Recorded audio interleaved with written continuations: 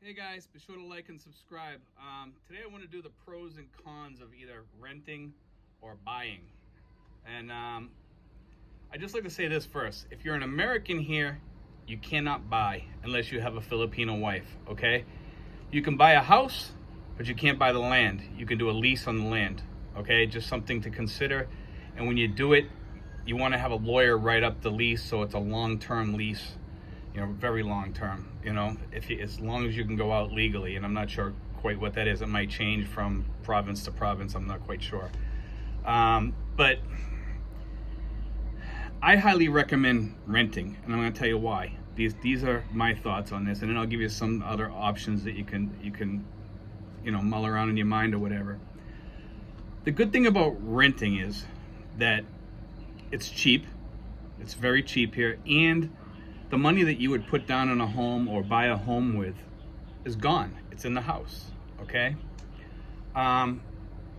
Most of the people that are over here are retired, and if they get sick, God forbid, and they don't have money, they need that money.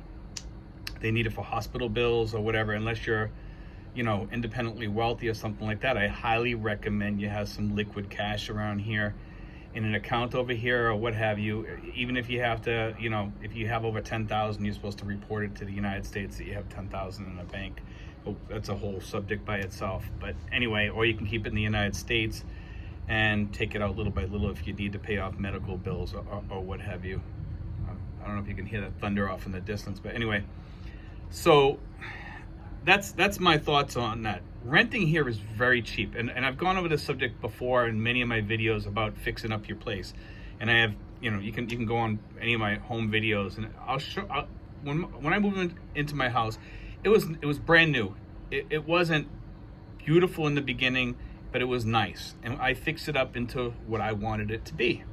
Okay, and there's certainly, pluses and minuses of having your own house. I mean, and renting, there's pluses and minuses too. You can get up and go whenever you want, do whatever you feel like. If you want to go to a different island because the neighborhood's changed or whatever, you can get up and go. And that's a good thing. The other thing is guys, if you're married and you buy a house with your wife and you go through a separation or divorce, and you can't get divorced over here either, so that kind of changes things a little bit too. So you can get legally separated or whatever, but that causes issues, guys, legal issues, okay? And that's a huge problem. You might be able to do a long-term lease on a house and just pay yearly on the house or whatever, or pay in advance or something like that, and make sure you go to a good attorney to have them write up the lease. You could negotiate all the money up in advance or whatever and do something like that, but I would highly recommend getting a good attorney, keyword, and have another attorney check it afterwards. Okay, buying a condo is certainly another option, but condos are very expensive around here. I notice they're very expensive. There are some cheap condos out there, but they're not really well built.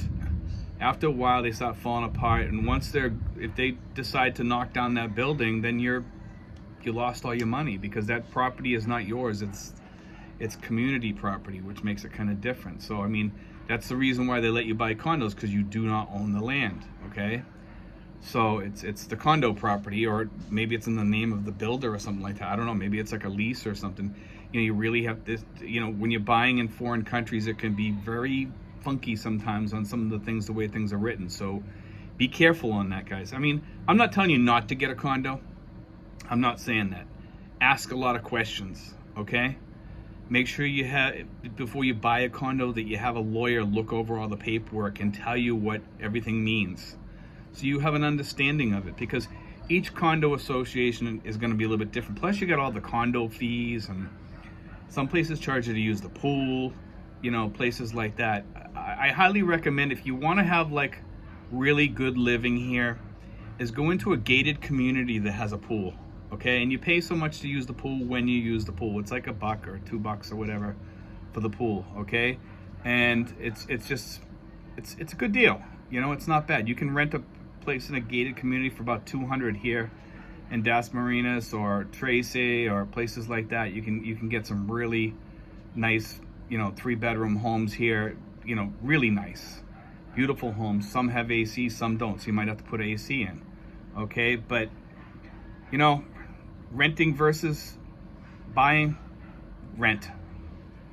That's what I say. If I had to come down on one side or the other, I would stay away from condos because, like I said, they're pretty high up there in prices. I mean, some of the prices are almost like back in the United States. Not quite that high, but they're pretty high up there. I mean, I've seen some condos here, like right around this area, go upwards like, I don't know, 50,000, 60,000 US.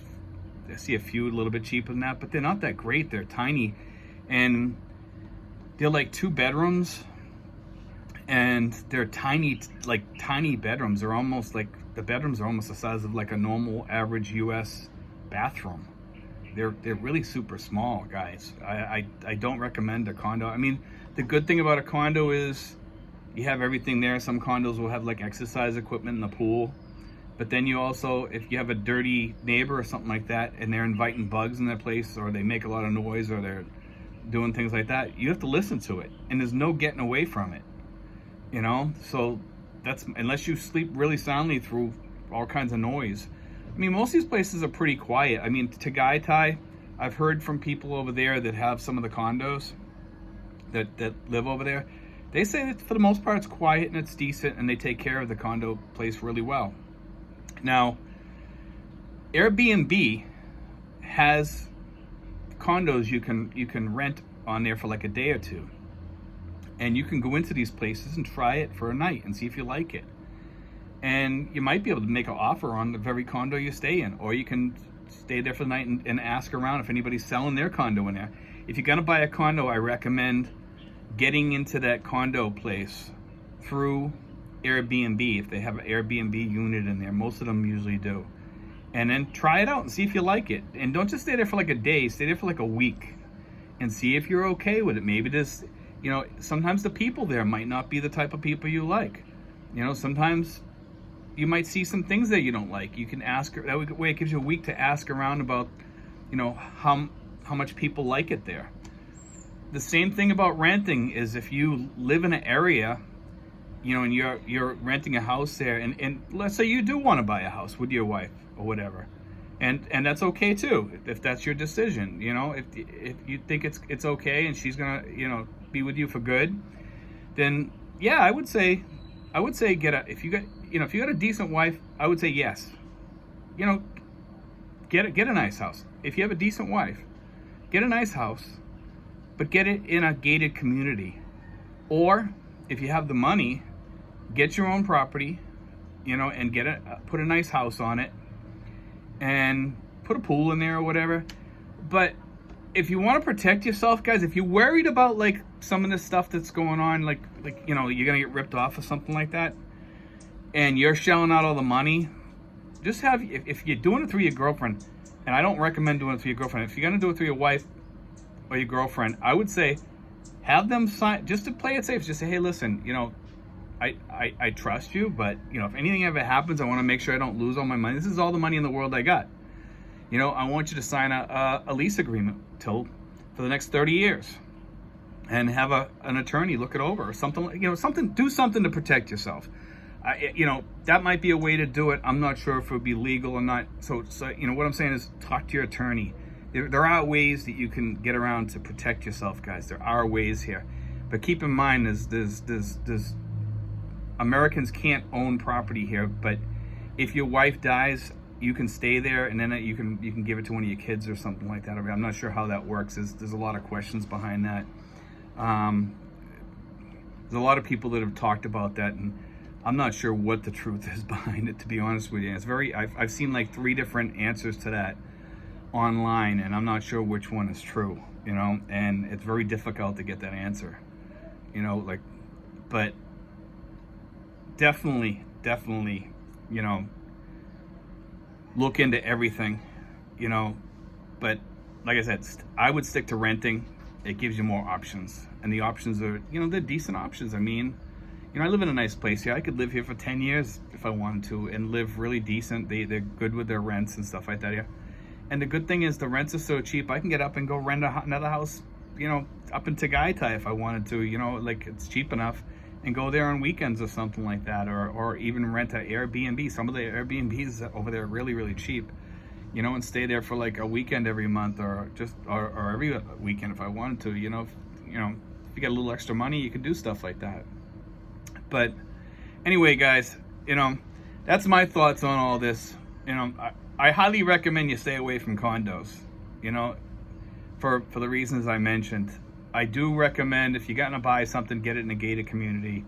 And, you know, renting, I believe, is the way to go for many, like I said, many reasons. You can get up and you can travel all the islands during your retirement, stay in one for 6 months or whatever, and live light and live a minimalist type, you know, living. You know, it's just the easy way to go. I mean, I got things here, like some furniture and stuff like that I've bought here, so I don't plan on moving around. But if I do move around, I would still keep this place to come back to and have it as my main home.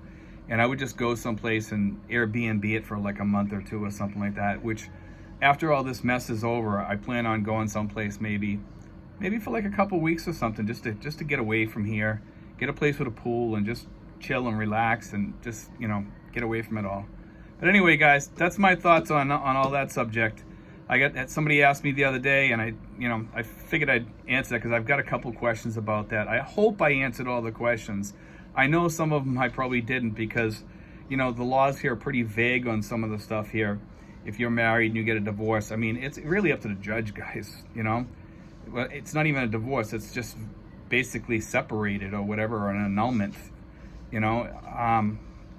I think that's going to be changing pretty soon, the divorce laws. But anyway, guys, God bless, take care. I hope that helped all you guys. Thanks.